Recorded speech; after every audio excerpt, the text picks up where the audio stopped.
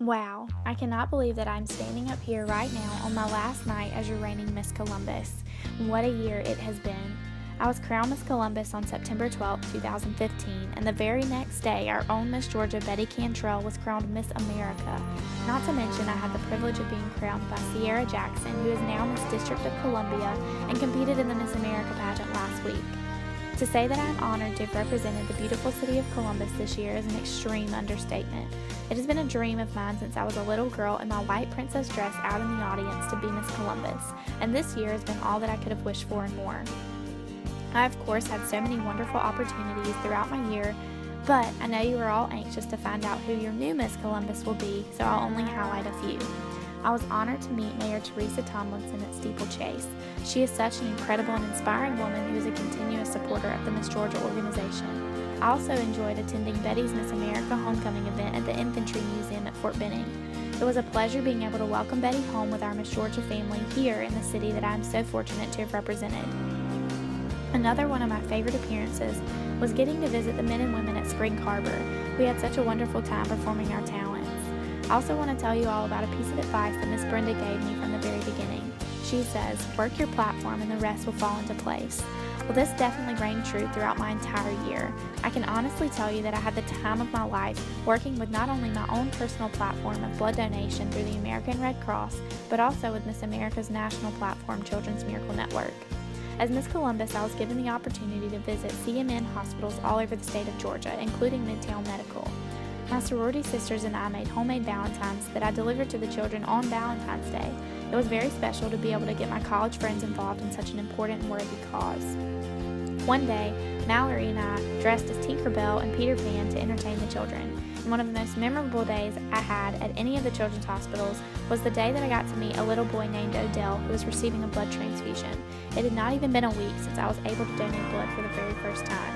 Meeting this precious boy whose life depends on these blood transfusions made my platform even more real for me, and it also connected my platform directly to CMN. It warmed my heart knowing that my blood could be saving the life of a child just like Odell somewhere. Another life-changing experience for me was when my mom and I traveled to Louisville, Kentucky to meet my little hero, Audrey Nethery, who battles a blood disorder every single day of her life. Audrey has what is called Diamond-Blackfan anemia, which requires her to receive frequent blood transfusions to keep her alive. She is literally a walking miracle. I went to Kentucky to her annual DBA fundraiser dressed as Cinderella to help entertain the children. When I walked in the door, I was greeted by this precious, bright-spirited little girl to whom I was the Cinderella. My life is forever changed because of that day. It shook me to the core, to be completely honest. I believe that if everybody could see what a precious girl she is and know that by doing something as simple as donating blood, they could keep her alive, every single eligible blood donor would donate every chance that they are given in order to save the lives of children just like my sweet Audrey. She should be the poster child for the American Red Cross. I know that I made a difference in Audrey's life that day, but the difference that she made in mine will be forever with me.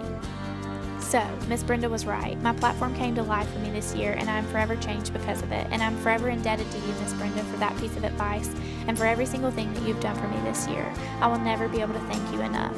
To Callie and Mallory, girlfriends, what a year we had together. I love you both so much and think of you as the little sisters that I always wanted. Even though I'm the Miss Queen, I learned so much from both of you and cannot wait to see what God has in store for your lives. To my beautiful Princess Mary Margaret, I had so much fun with you this year and would not trade our memories for anything. Having you join me on stage at Miss Georgia meant more to me than you will ever know. I love you so much. To the Miss Columbus board and every single person that had a hand in my year, thank you, thank you, thank you. I owe you all the world. I can honestly tell you that in the past year I felt so loved and so supported. The amount by which I've grown as a person is immeasurable. I have learned so much about myself, and I owe that to all of you. Last but not least, I have to thank God and my sweet family. It goes without saying that I wouldn't be standing here today without both. But through this year and all these experiences, I've grown closer to my family and closer to Jesus Christ. I've learned that through Him, you can do anything. You can make a difference in people's lives.